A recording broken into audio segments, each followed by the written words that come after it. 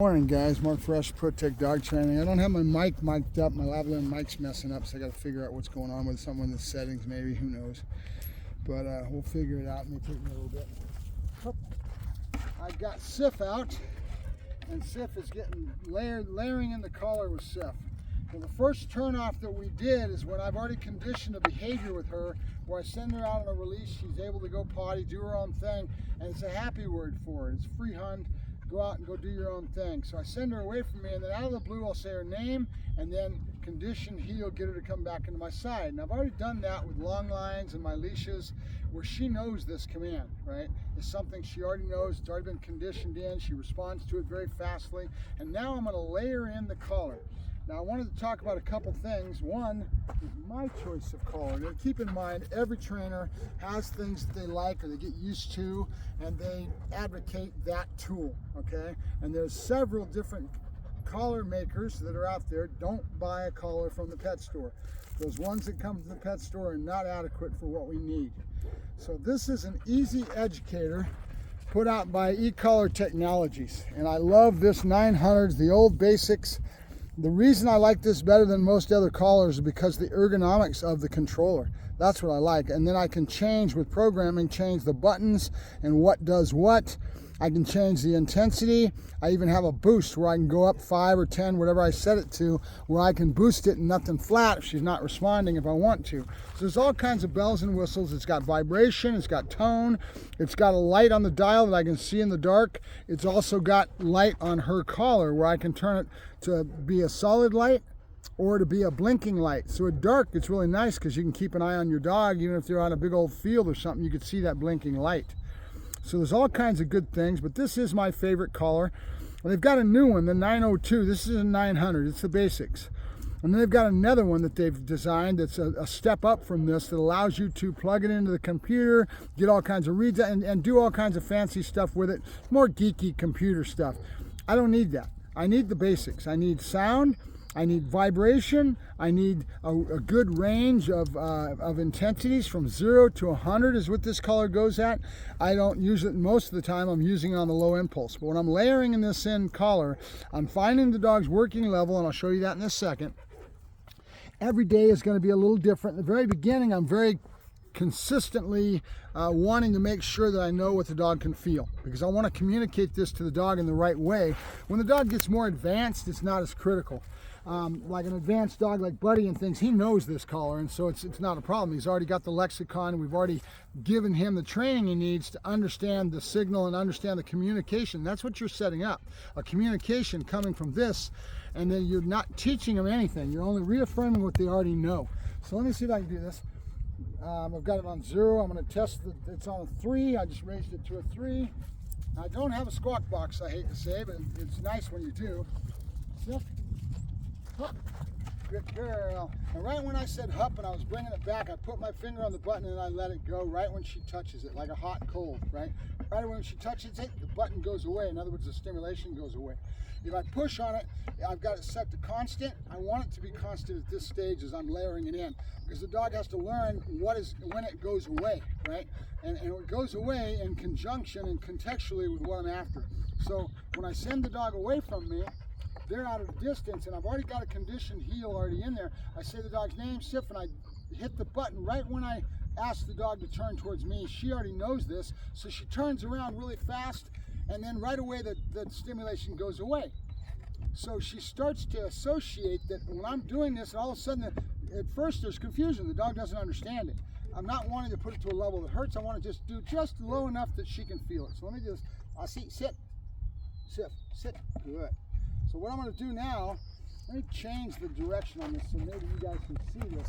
I can read the dog, dog's body language, and I'm used to doing this, so I'm very aware of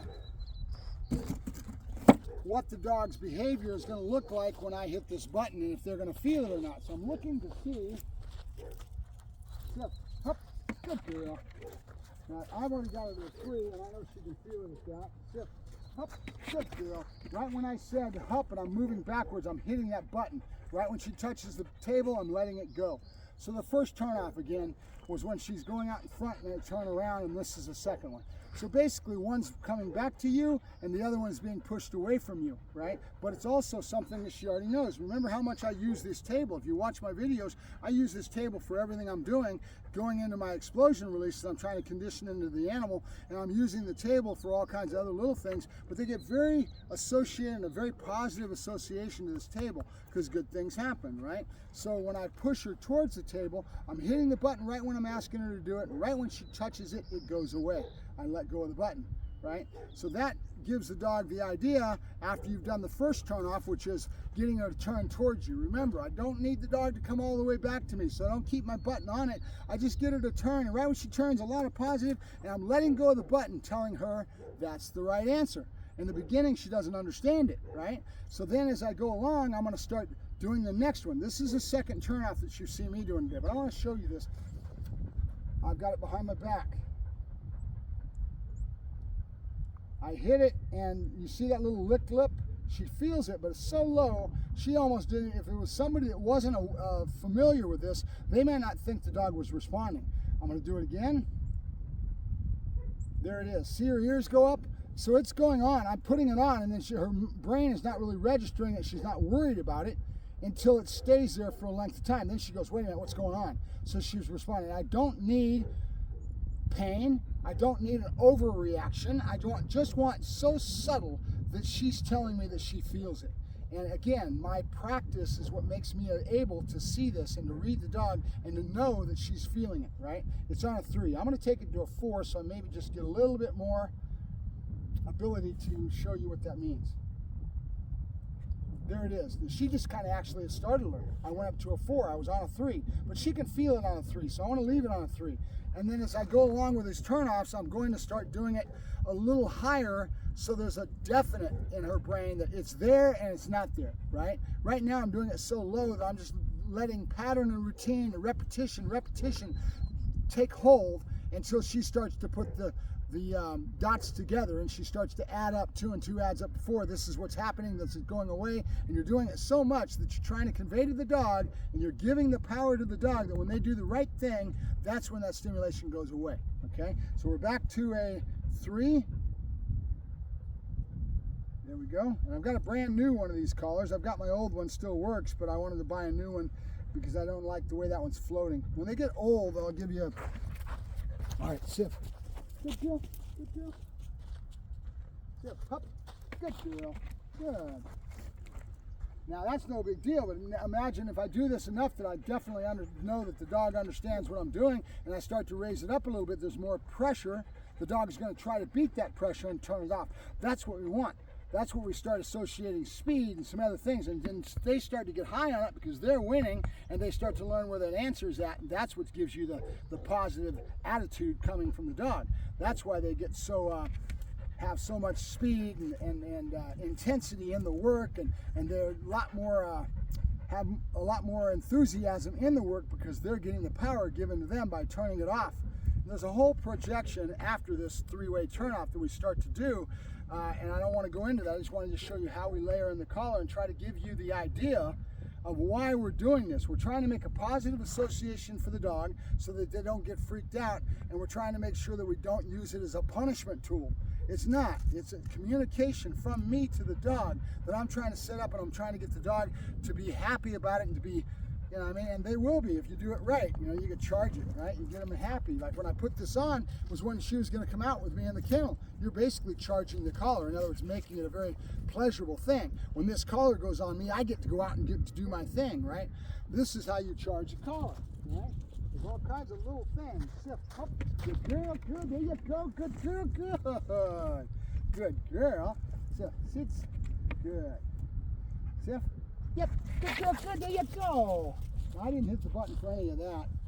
But so that's my second turn off. The first one is when I'm doing my conditioned heel. Let's see if I can get her to do it for me and give you a demo of it.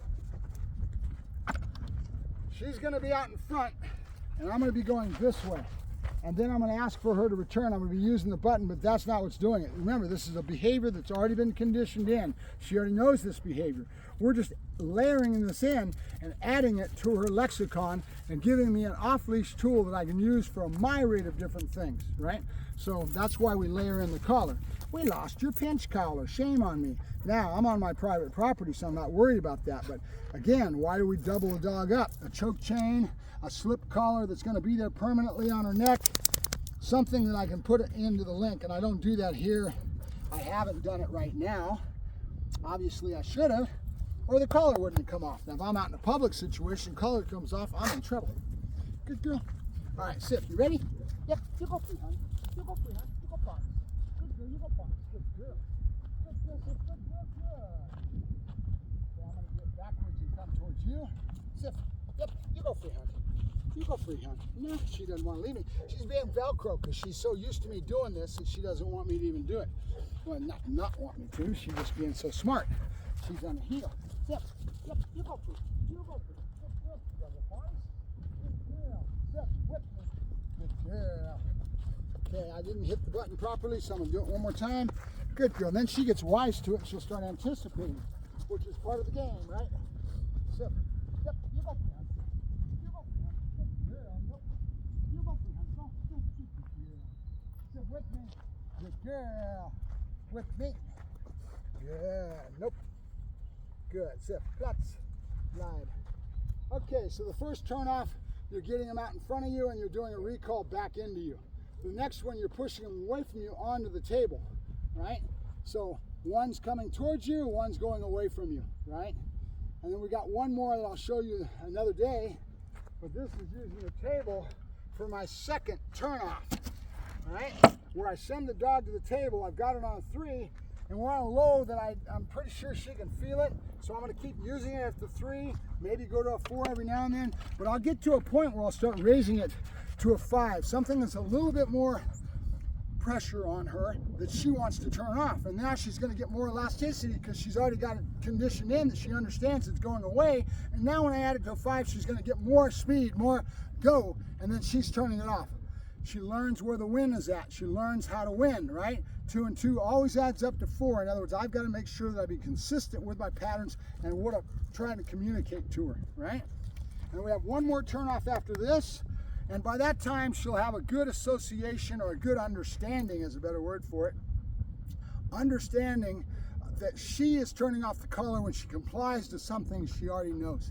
And we do this and we layer this whole thing in. It's called layering the collar, and this is my first step. I'm breaking in the collar with a dog, right? And this is so important because we want to have the dog have a positive association towards what we're doing here, right? And again, I don't teach the dog anything. I'm only trying to reaffirm, and I'm trying to add this in or layer in this communication with her that she doesn't understand. Remember, there is no directionals. When I pull backwards, this dog is going to feel that. She's going to move and give to that pressure. See her?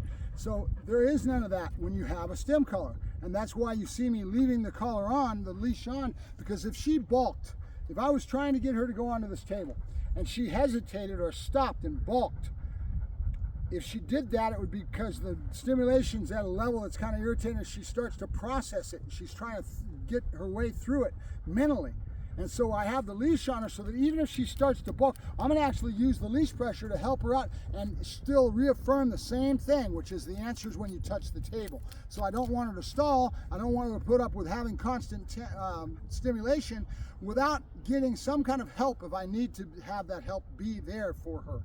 I use the leash for that, and I'll follow through, get her on the table, right away let go of the button when she touches it, and keep the same rules of this little game, which is when you comply, it goes away, right? That's what we're after. Sif, good girl, good. Sif, up, good girl, there you go, good girl. Right when she touched it, right? Right when she touched that table, the button went away. Good. Sif, yep, good girl, good. Mix it up with other things she already knows. Keep her happy, keep her drive up. Good girl, good girl. Good girl, Sif. Sif, up, good girl. There you go, good girl. Now she can feel it. I'm reading the body language. She actually has a startle when she feels the first initial, and then her brain processes it and it goes through the processing. Remember, they're affected by voice tone, body language, all kinds of things, leash pressure. All this is communication to the dog. And so I'm using everything she already has, my voice tone, a lot of praise. Good girl. Yep, good, good, good. Now this time, I'm not going to hit the collar. So because we get to a point, we're going to show you this on the third one, that we want to start not hitting the collar and letting her do what she's going to do, because it's starting to be a conditioned behavior, and she's going to learn how to win totally. Meaning there was no stim at all. She did the right thing. I'd give her a lot of praise for it, and there I am, right? But we never really went to a punishment stage. You can start to add more pressure, in other words, turn up the dial if you feel that you need to, but you don't want to force the dog to have to do something at this stage, and more importantly than everything, because we want to get this dog's association towards this to be a positive one and not to be a negative one. Too many people buy a collar like this off the shelf, and they have this is our natural human nature. We want to spank, we want to punish, we want to suppress. Okay, that's our nature. And it's the worst thing in the world, because if you don't take your time in conditioning to show a dog, you're not being fair to the animal, right? So very important that you do it the right way. You set up a very positive with the dog so that they understand what this is, and you add it with me. This is my opinion. I add this in towards the end of my training. This dog's already been trained, so, and I already got these behaviors I can use to get her into it. Good girl, Sif. Good girl, Sif. Good girl, good girl, yay! Now that time I did not hit the button, but I give her a lot of praise for it, so that the conditioning sets in and she starts to learn how to avoid any stimulation, and we intermittently put that in where we're not hitting the button at all. And then as time goes along, I'm using the button less and less and less, because the behaviors become conditioned and I don't have to use the collar, right? But if you have a squirrel that goes running across the park, and all of a sudden your dog takes off, how are you going to stop that dog? You're not going to do it by trying to collar her back and using a hot dog, I'll guarantee you.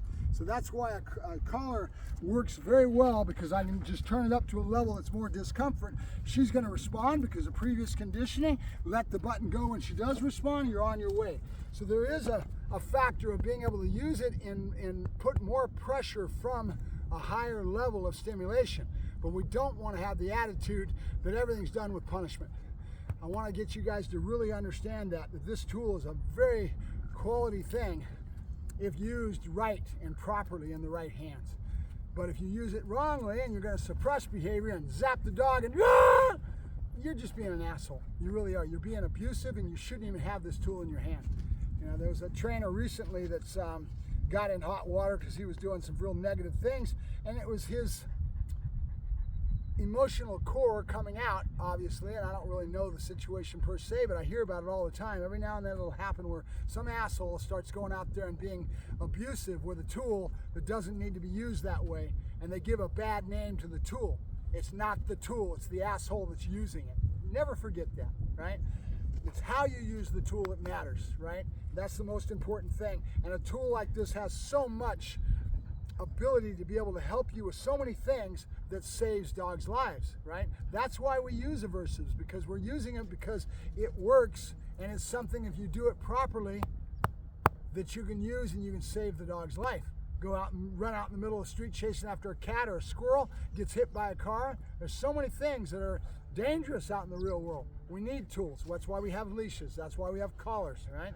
So the stim collar is only an extension of that, and if used properly, it's one of the most powerful tools. And I don't mean powerful as far as how much stimulation is going to go to the dog and punish the animal. I mean power in the ability to use your brain and play that three-dimensional chess game, right? That I'm telling you about in training, right?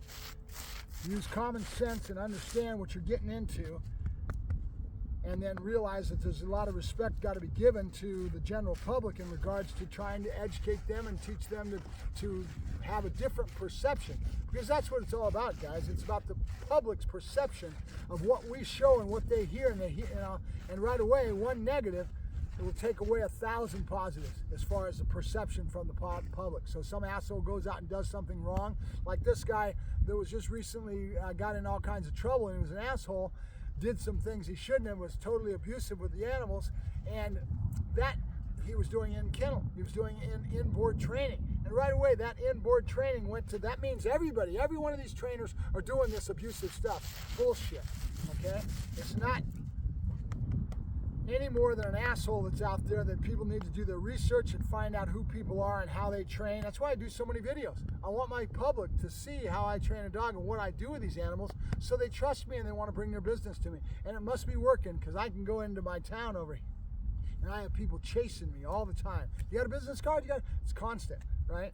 And it's because of my reputation. People know who I am and I start to build that rep, and after a while, I've got people coming at me left and right, right? So just remember, there's all kinds of humans in the world, and some of them are assholes, you know? So, all right, I'll let you go. Hopefully you could hear this. I didn't have mics today. I apologize for that.